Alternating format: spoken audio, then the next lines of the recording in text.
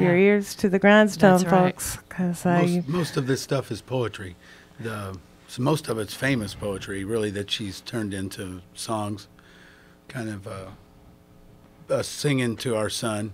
You know, that's how this really got started, really, with Donna Francis being, still getting used to it. But, you know, she was a Waldorf teacher for, 6 years? So music has always been a big part of the learning experience for our son, and in our house we sing all the time. yeah, I imagine. And we're going to talk more about what goes on in your house here in a little bit. I know you've had some excitement lately, and we'll talk about that. Let's hear some music first. So, how about it, Francis? Yeah, this song we're going to sing is really fun because it's a combination of some different poems. The first poem is by Sarah Teasdale, and it's called Stars, and she's a great poet. She was the first woman to win a Pulitzer Prize for poetry. And I came across this poem, and I don't really sit down and write music. I just look at the poem and visualize and think about it, and then the song sort of happens. And then we were going to do a show in Corbin, but this song was too short. So I was, at the same time, I was doing a little tune to Twinkle, Twinkle, Little Star. So I put those together, and it worked really well. And the other cool thing is I did the research about Twinkle, Twinkle, and Jane Taylor was a poet who created Twinkle, Twinkle, and it was in a nursery rhyme book in England in the 19th century. But actually the tune to Twinkle, Twinkle was a French nursery rhyme, that Twinkle, Twinkle, which you may know that. I didn't know that when I was doing the research. And then Mozart picked that up when he was in France and then did the variations. That's where he got the idea. So we tagged on to the end of this tune the French little nursery rhyme. Oh, I love it. So it's a combination. It's sweet. I really love lullabies, and that's what started me on this path, really, is children. And so that's a little bit of the history of this song. So there we go. Francis Eddins and JP Wright here in the Homegrown Radio Hour live on Crescent Hill Radio. Alone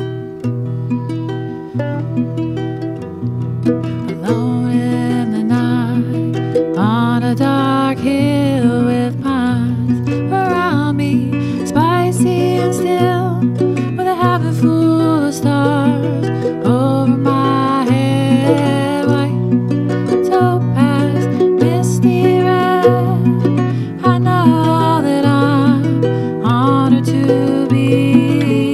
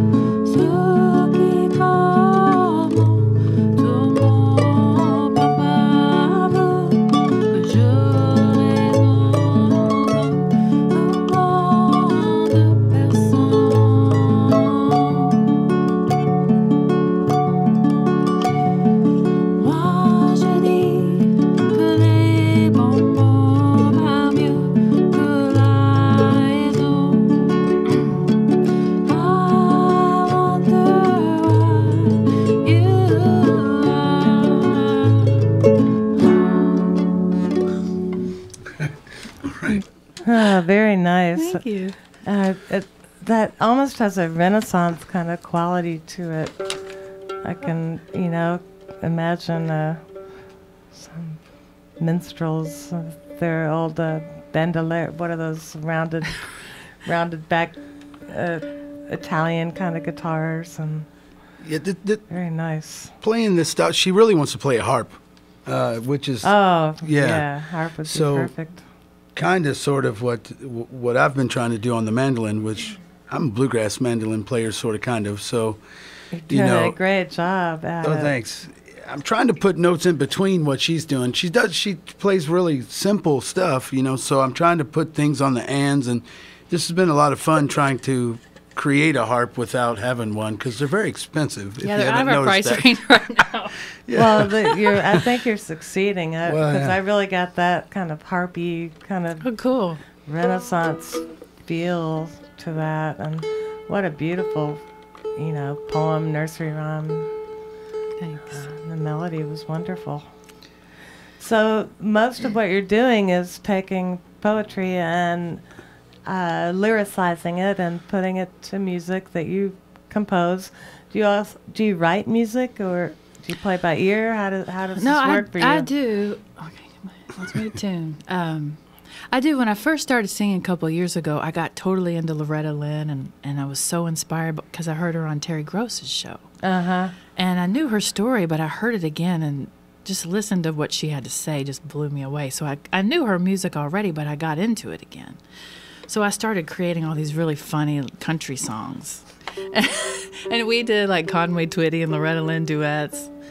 Were hilarious. I'd like to see and that. Fun. I won't wear the collars, though. I'm sorry. And then kind of started writing other music just about the process that I was going through at the time. But this poetry thing is sort of new. I've been doing this for about a year, and I was actually looking for a poem to turn into a song for my son, because we sing all the time. At night we usually sit down and we have a little official singing time.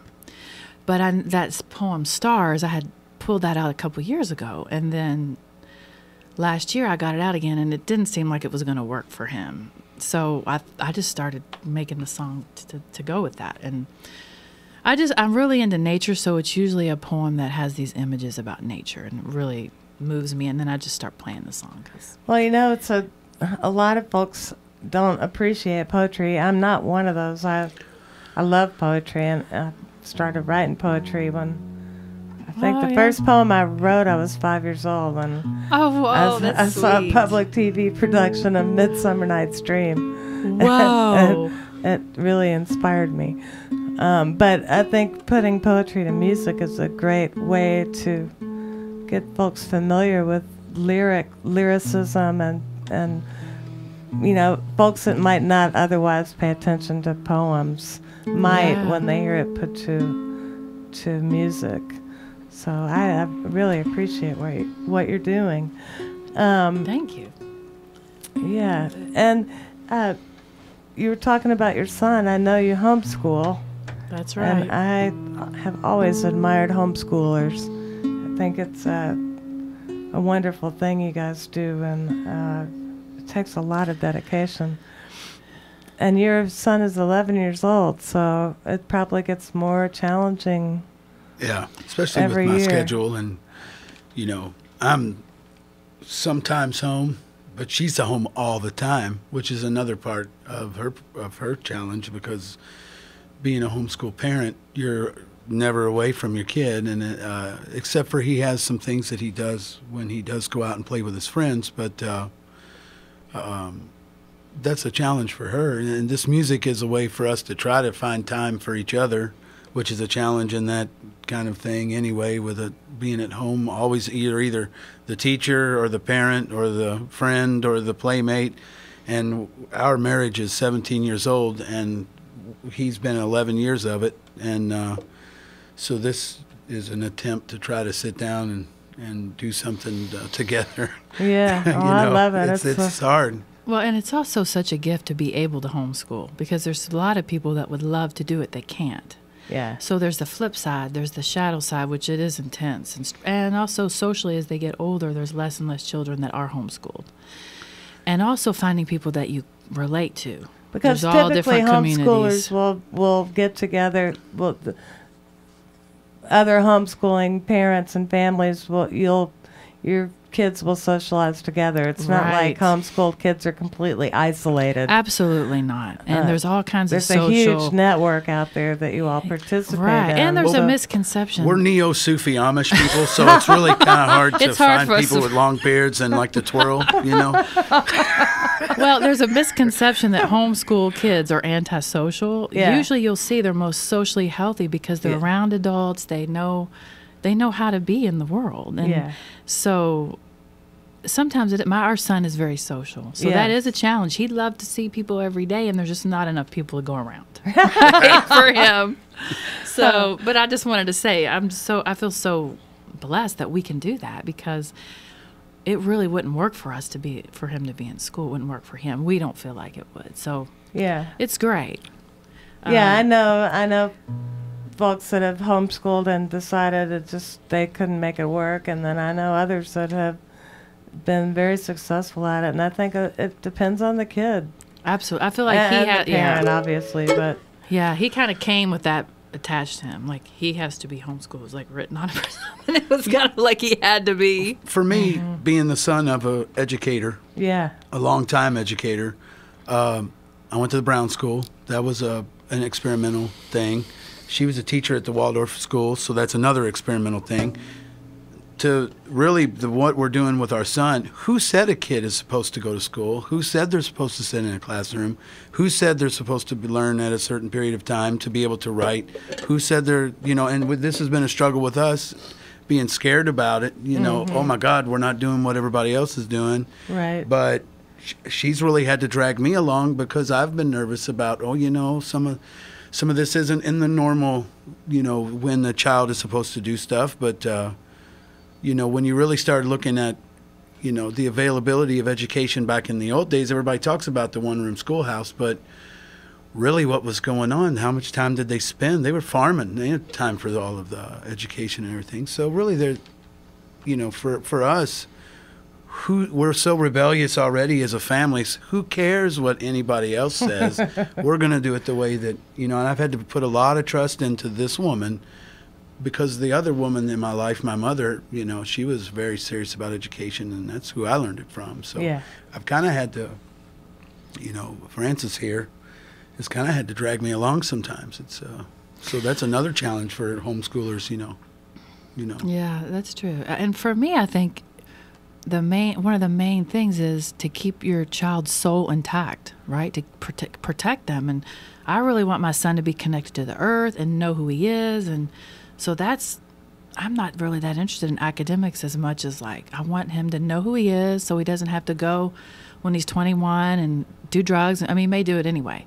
But for me, I had to start all over and find out who I was, because I was in school. And it was, school works for some people. I don't want to bash it or anything. Mm-hmm. But that's for me, like, just knowing who you are and keeping that intact if you can. I mean, that's a big calling right there, right? I don't know. Yeah, no, I know exactly what you mean. It's keeping that kind of spirit that you're born with. Yeah. That we get robbed of through public education a lot of times, and it ends up Especially now. it ends up we make bad choices, and we decide to maybe have a career that did not turn out to make us happy. It might have made us rich, but didn't make us happy, and then we find ourselves, old and gray and trying to figure out who we are again. So I think that's very valuable. I totally appreciate what you do, and I think the spirit of human beings is something that is not valued as it should be, especially with children. So praise to you for that. Thank you. That's so sweet. You want to skip this one and go to this No. one? Or go to this one? Well, Okay. no, we're All gonna right. do this All right. Well, okay. Well, we are listening to Francis Eddins and J.P. Wright, John Paul Wright, who's been on the show before. A lot of folks know him as the railroad guy or the union activist, and folks don't realize his partner Francis is also a pretty talented singer and writer, and is doing some amazing stuff putting poetry to music. And we'd like to hear some more of it right now on the Homegrown Radio Hour. Is that okay? Yeah, great. This next one is an Edna St. Vincent Millay poem. And I have some friends that are really sweet, and she's an artist, and her husband's used to be an opera singer, and they really encouraged me. So I was at their house one night and kind of just playing around with what I did. And then when I went home the next day, Chuck gave me some Edna St. Vincent Millay poems, like, do one of these. And so I just took this one home, and again, it's about nature, and that inspires me, and it's such a beautiful poem, and she was so amazing. Yeah. When Jonah was a baby, like I guess it was 10 years ago or something, I read a biography of her, and it was just amazing. Just who she was as a person, it just blew me away. A lot of people know her. John said, don't say you have to learn about Edna St. Vincent Millay, but you better. Well, I have a story about her, too. I'll tell you after. Yeah, and I know there's a song. new biography, too. But this was the old one that left out some of the details, you know, some of the good details. Anyway, this is called God's World.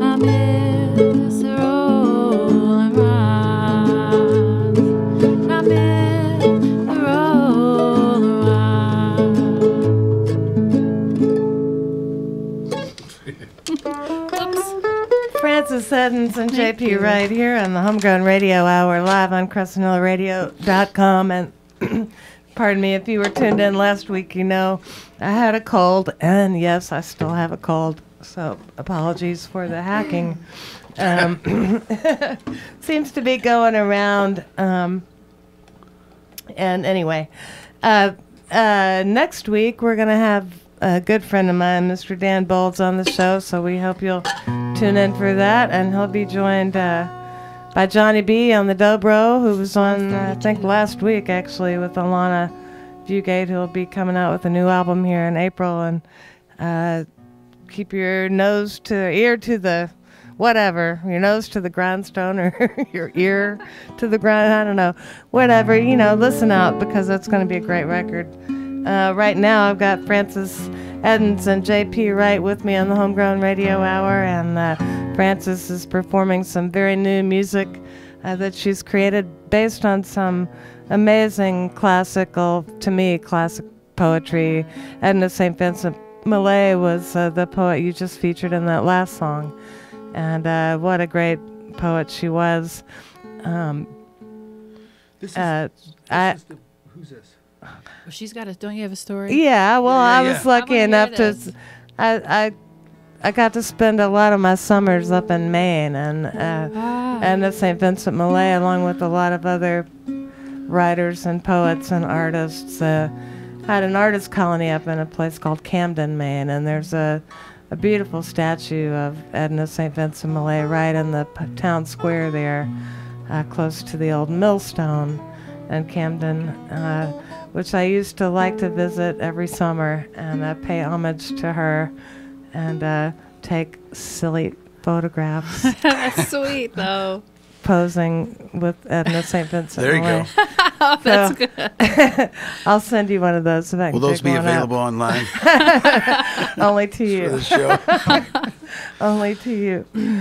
So we really appreciate what you're doing right now, and I know that you had what would have been an honor to me, and I'm sure it was an honor to you, had a pretty cool visitor. You want to tell folks about that just a couple weeks ago? Yeah, I had Duncan Phillips in town. We met Duncan out in California, in Weed, California, at a hobo convention. But yeah, he came and stayed at the house for 2 days. He brought his friend Kate McLeod. She's a fiddle player, and they stayed at her house. And yeah, that was really amazing. The cool part was he hung around with Jonah a bunch. He was so sweet. Yeah.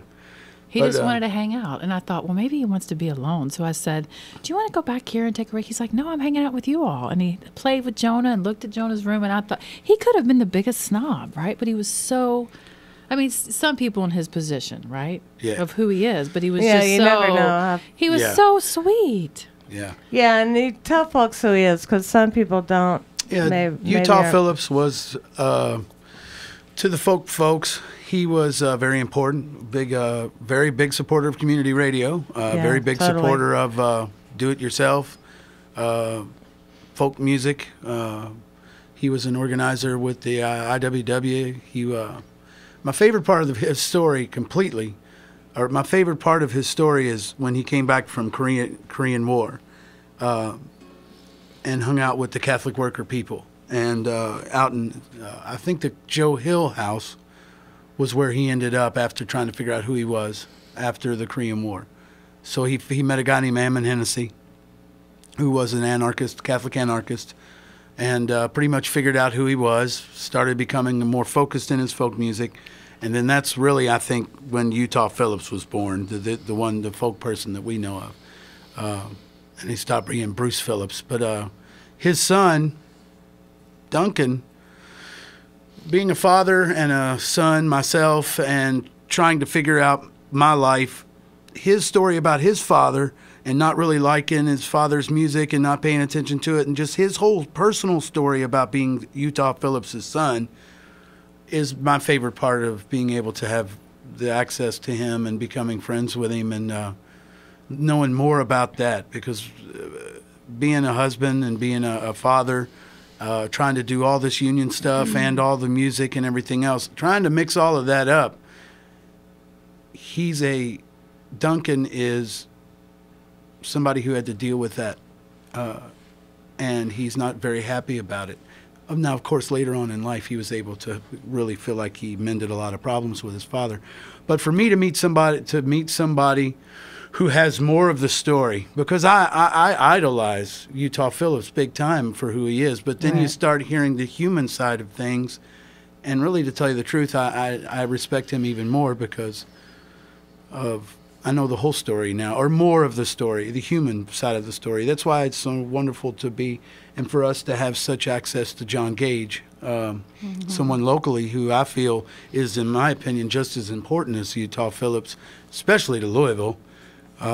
He married Donna and I, and Francis and I. Eddins is a family name, right? Yeah, it's my grandmother's name. Yeah, Francis. And she does speak French, so Well, France. So that goes together. Yeah. We're going to have a conversation because I have Eddins in my maternal line. Oh, from really? Lebanon, Marion County. Oh, my people are from Henry County. We might be So related. we'll have to talk later. But yeah. But I understand what you're saying, and John Gage means so much to me. I couldn't, and so many other people in this community. I don't know where to start, but he has. People don't realize the lives that man has touched. Yeah. And this, just to sit around a room with him for a few hours and listen to stories is such a gift. And I would think that... and that's what we did at the gig. Yeah. Trying to... I did the show at the Haymarket where Francis and I played with Susie Wood and some other people, John and... the way that the folk musicians used to do it, where they'd get up on stage and just folk swap and tell stories. And to me as a folk musician, just like the stories behind these songs, that's just as important to me as the song. I agree. It's a tradition that I love. Saigon was another one that was really good at that. Utah Phillips. Sue Masick from Real World String Band. We have such a rich tradition of storytelling along with the music here, and I love that and would like to hear more of that, would like to showcase more of that. And one of the things I love about having you all on the show, just so folks know, why in the world would you be at a hobo convention? Yeah, why were we in a hobo convention? Francis has a lot of... No, well, the one thing, it was in Mount Shasta. We'd never been there. It was beautiful there. I mean, we had so much fun, just the nature element of it. I don't know why. But there's a connection. I mean, there's the train thing. Yeah. And a lot of them about it, John. Well, this is the cool part about it. I got a job at the railroad. Started finding the creative part. I have a friend at work. His name is Alex. And when we both got a job there, we tried to start a thing called Creative Railroaders, where people would send in music and art and photos and stuff. And that never really happened. But we kept looking. And we found a bunch of art and music now, not the old stuff that people romanticize over. Happening. The new stuff, yeah. So in my railroad union organizing with Railroad Workers United, the president of that, kind of sort of, he's a secretary, he's the president of this Black Butte Center for Railroad Culture, which is BBRC, which you can look at that up on the internet. It's bbrc.org. And their street musicians were there. Brody Hunt has become a friend, was a friend of his, and now he's a friend of mine. And there is a gigantic, which I'm hoping we can do that here. If the Nulu folks are going to infest West, excuse me, there's my mouth. If the Nulu folks are going to infest East Market, let's get some street music like Asheville, North Carolina, and see what our mayor would do then. But we need to because the street musicians and the traveling musicians, and there's been some at the, what is that called? The really cool festival they have. Mighty Kindness. No, not that one, but the market that we go to sometimes, I forget. It's the Nulu. The flea off market. The flea market. Yeah, Market. Some of my friends that bum in through town have ended up there and make some good money doing it. So it's a good venue for street people to make money. But so that's what we were doing there, was playing music and meeting people. And she got a chance to drink water. This is my most favorite part of our trip there together, because part of it, she was like, "What in the hell are we doing here? No these people are, what in the world?" Because I mean, it's some punk rock crazoids, you know. Plus, we had our son there, and we were going to stay in the caboose, and we get there and and this is the Hobo Festival. You want to hear? You're talking about modern day hobos. But this is the greatest part. She's standing.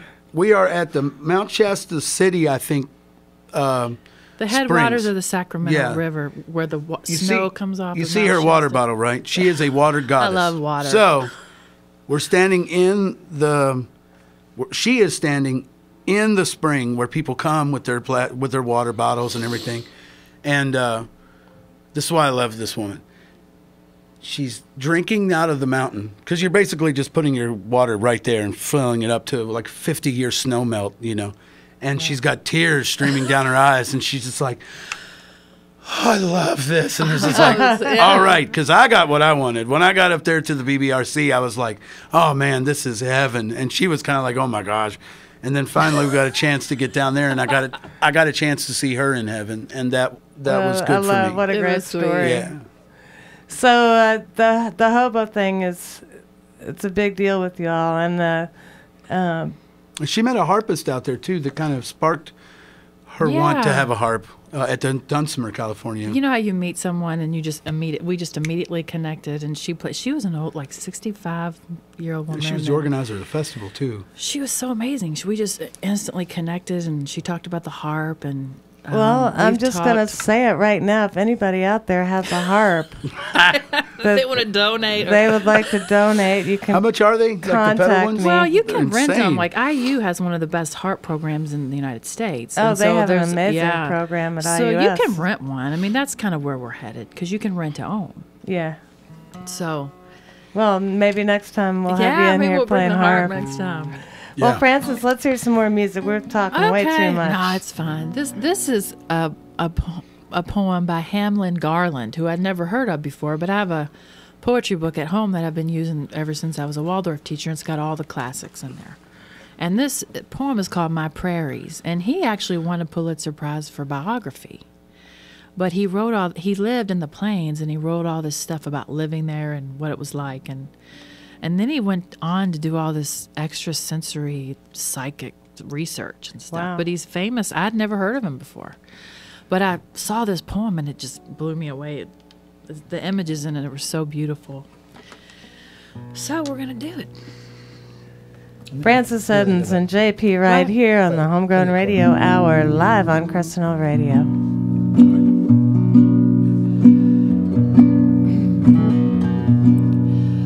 Love my prairies, they are mine. From zenith to horizon line, clipping a world of sky and sod like the bended arm and the wrist of God.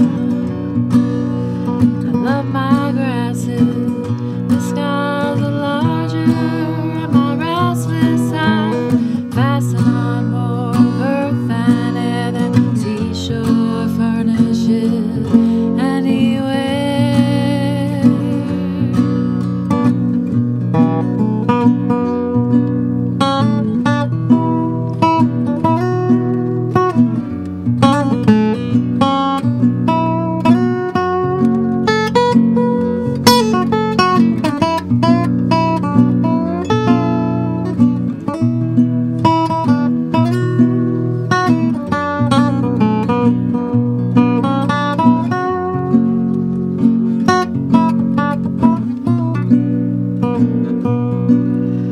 I love the hazel thickets and the breeze,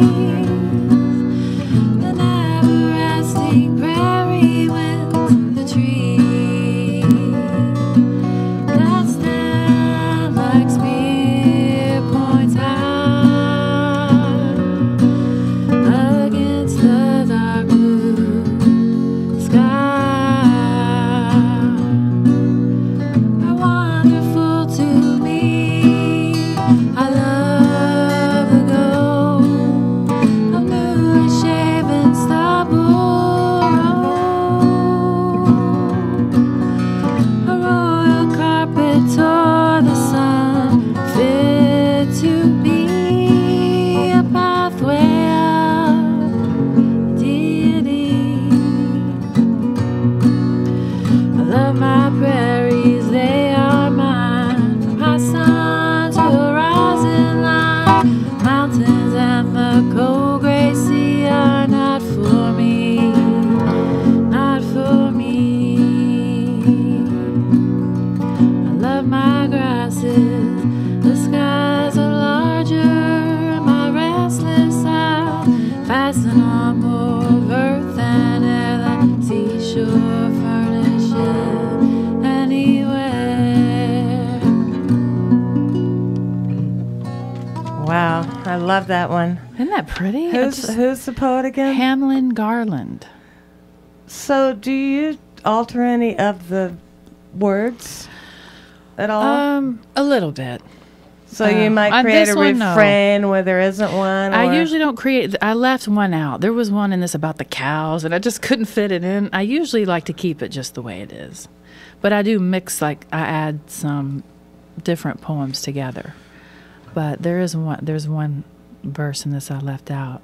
Wow, that's amazing. Isn't It's that just beautiful? The amazing. images. I mean, what he says like there, he says. Well, and how well it fits music and your voice. It's just. Well, thank you. Yeah. Well, a royal carpet toward the sun, fit to be the pathway of a deity. I mean, you can never write. I mean, somebody might be able to, but I can never write that. You know, that's why I like this because, and I have written a few songs, and that's why it's nice to have a kid around because I'm working on this song, and my son's like, "Mom, And that is corny." what did Victor? And he's right. we you know, we were absolutely. reading about Victor Hugo today, and Yes. what did he say? It was something like the poetry.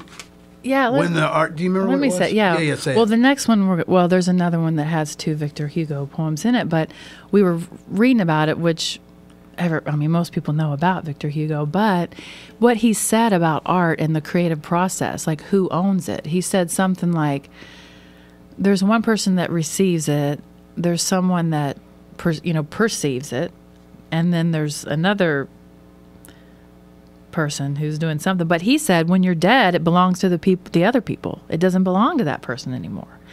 And I really like that because what I'm doing is I'm honoring this person. And I Right. like to connect to the poem and then research who was that person.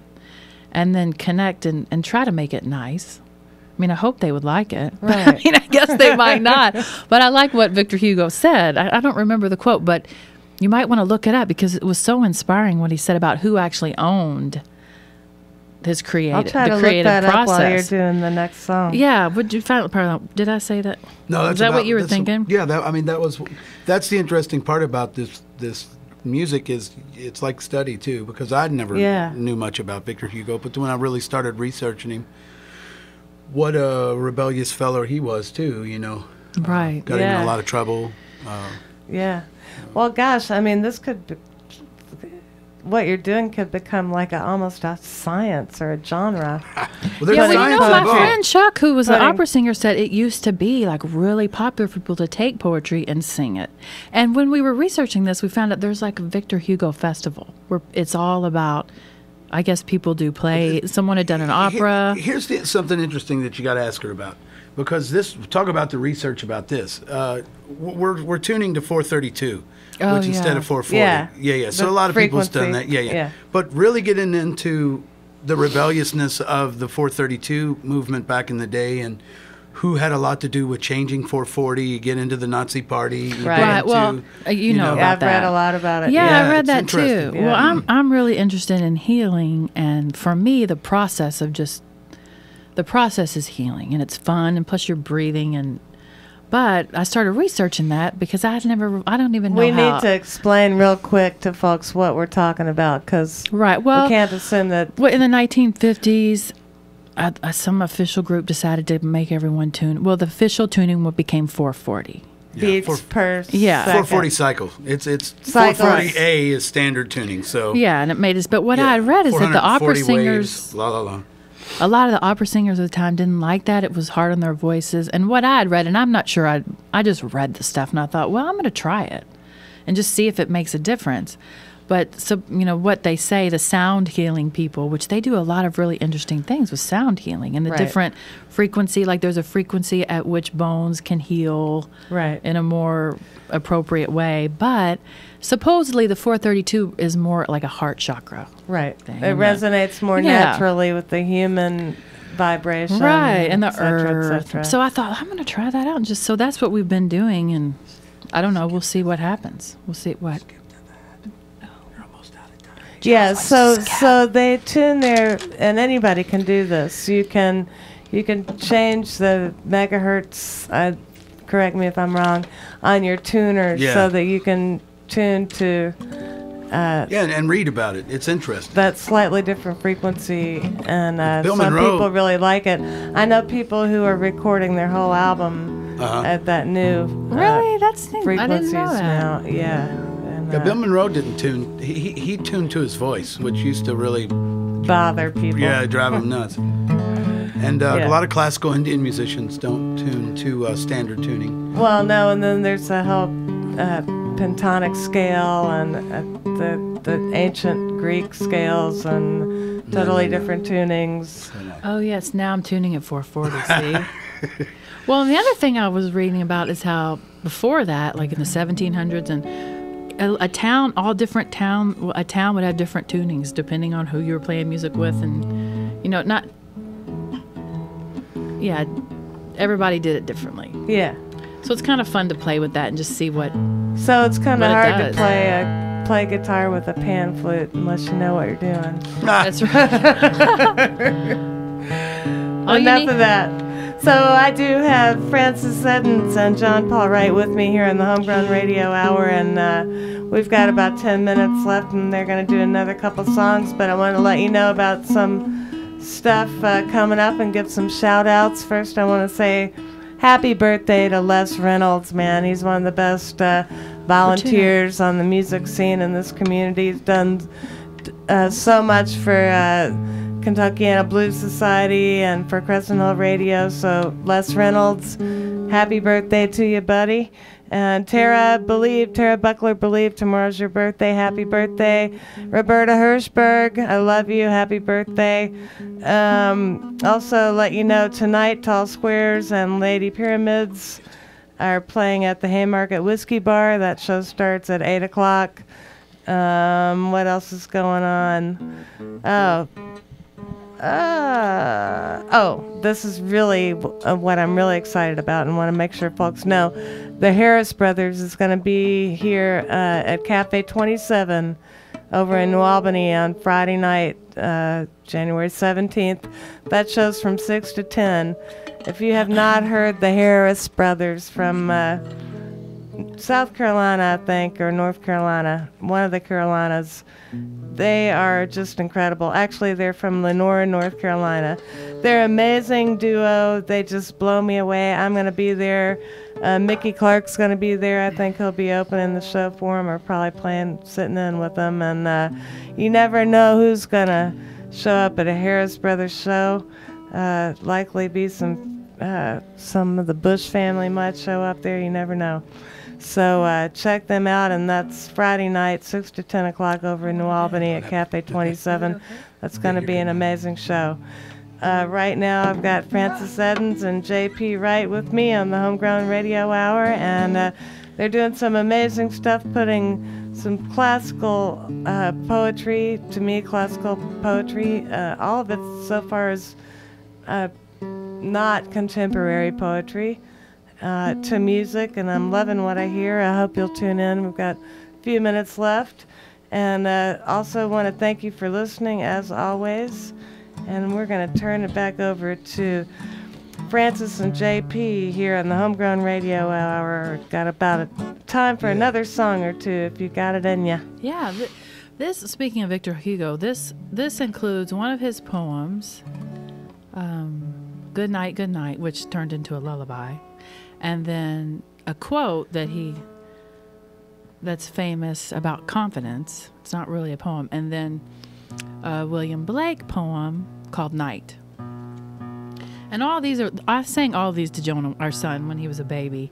So I really love lullabies. So it was just we just fiddled around with this at home and then decided to do it. Ready? Yeah. Your tutor's on.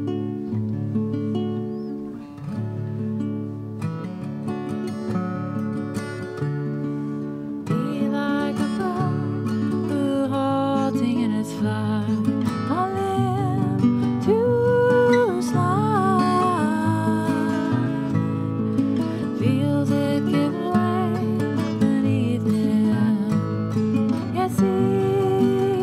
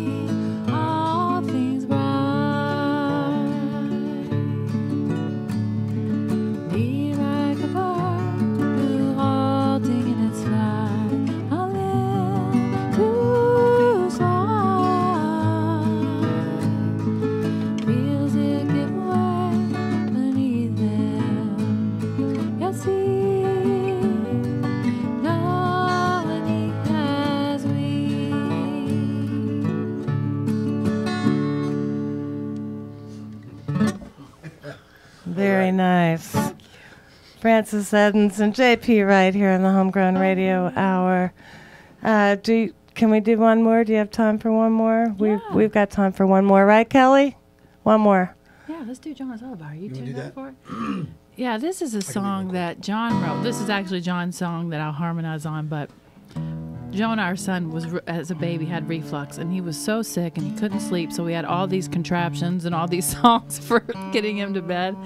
So that sort of inspired John to write this song, and we sang this in Mount Shasta together, and it was so fun in the caboose.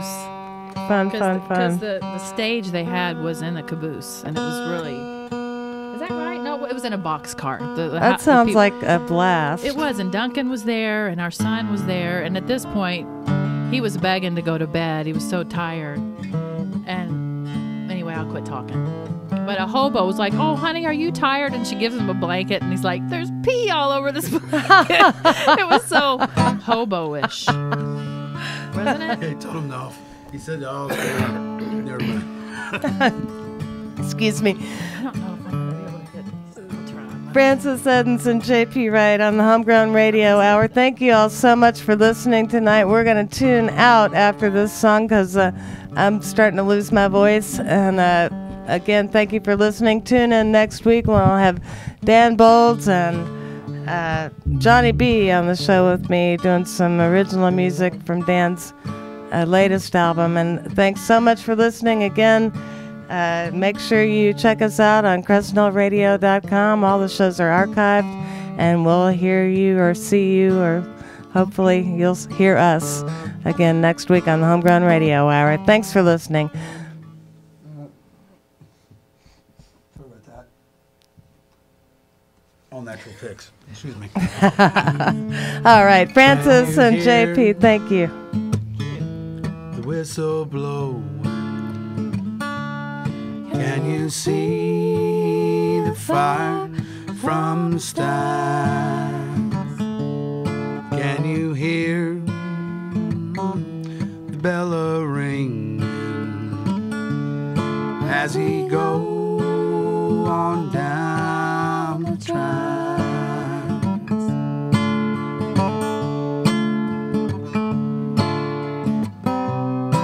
On this freight train we're going.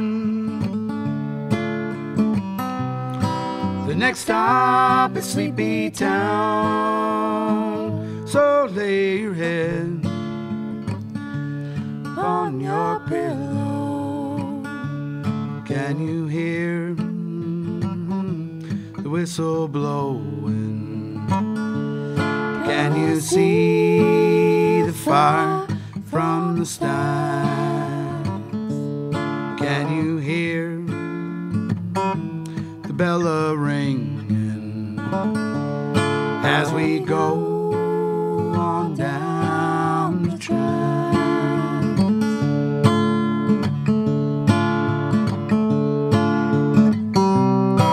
Little Jonah, you know I love you. That's why we gotta tie this sucker down. So lay your head on your pillow. Can you hear the whistle blowing? Can you see the fire from the tracks? Can you hear the bell ring as we go on down the track?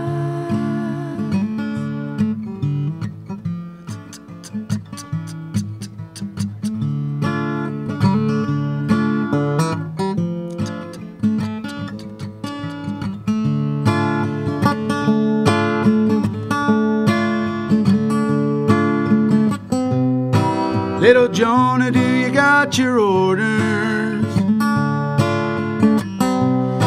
that your mama she gave to you, that says lay your head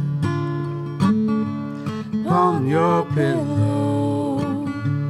Can you hear the bell ring? Can you see see the fire from the stand. Can you hear the whistle blowing as we go on down the track? Right. Yeah. How to tune my crew. Talk about all that tuning, and I'm so out of tune. That's embarrassing. Oh, it was awesome. Beautiful. Thank you, man. You're welcome. You. Wow. Wow. That was great.